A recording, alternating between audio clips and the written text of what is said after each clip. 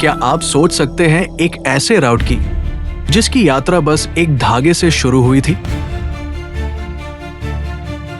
एक ऐसा रेशमी धागा जिसने 3 कॉन्टिनेंट्स को विचारों, धर्मों व आस्थाओं से जोड़ा। ऐसा रेशमी धागा जिसकी पॉपुलैरिटी और ट्रेड से नक्शे पर एक ऐसा मार्ग उभरा जिसने साम्राज्यों को जन्म दिया, नए टैक्स और टैक्स सिस्टम्स बनाई। ये केवल ट्रेड राउट नहीं थी, बल्कि हिस्ट्री की वो डोर थी जिसने दुनिया को एक कॉमन थ्रेड में बांध दिया।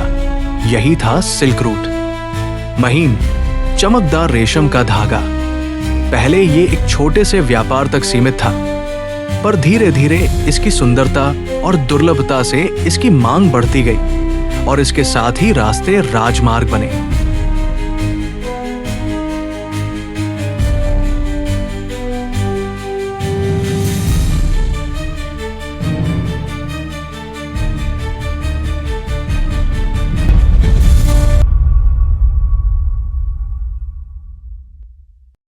सिल्क रूट की शुरुआत दूसरे शताब्दी ईसा पूर्व में हुई, जब चीन का हान वंश पावर में था।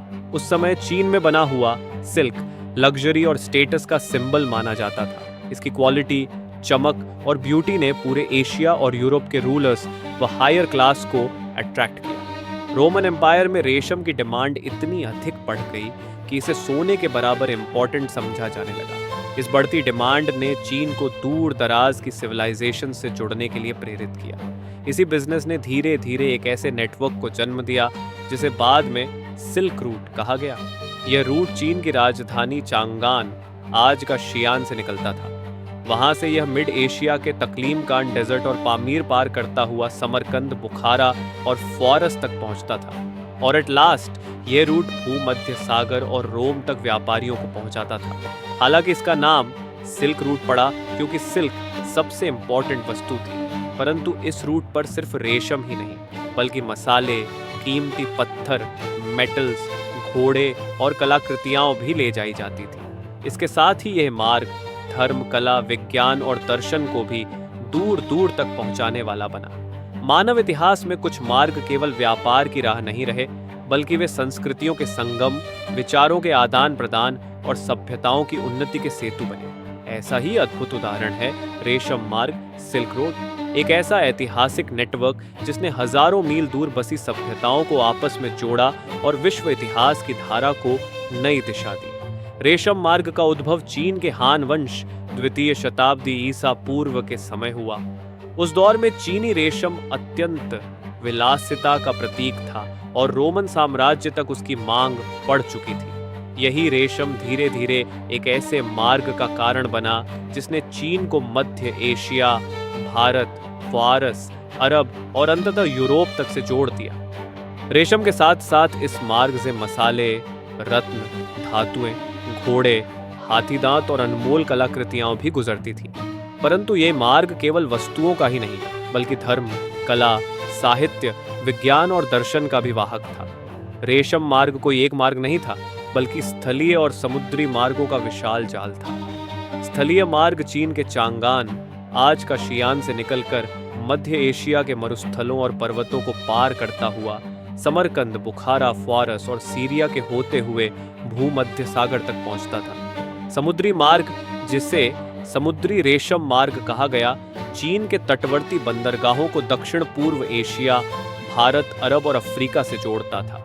इन मार्गों पर यात्राएं आसान नहीं थीं। यात्रियों को तकलीमकान मरुस्थल की तपिश, पामीर और हिमालय की खतरनाक घाटियां, डाकुओं और घुमंतु कबीलों का सामना करना पड़ता था। फिर भी इस मार्ग की संपन्नता और महत्ता इतनी थी कि यह सहस्राब्दियों तक जीवित रहा। रेशम मार्ग ने दुनिया को यह सिखाया कि व्यापार केवल धन नहीं बल्कि विचार और संस्कृति भी गढ़ता है। बौद्ध धर्म भारत से मध्य एशिया होते हुए चीन और जापान तक पहुंचा। इस्लाम और ईसाई धर्म भी इसी मार्ग से दूरस्थ क्षेत्रों में पहुंचे। कलात्मक शैलियां आपस में घुल मिल गईं।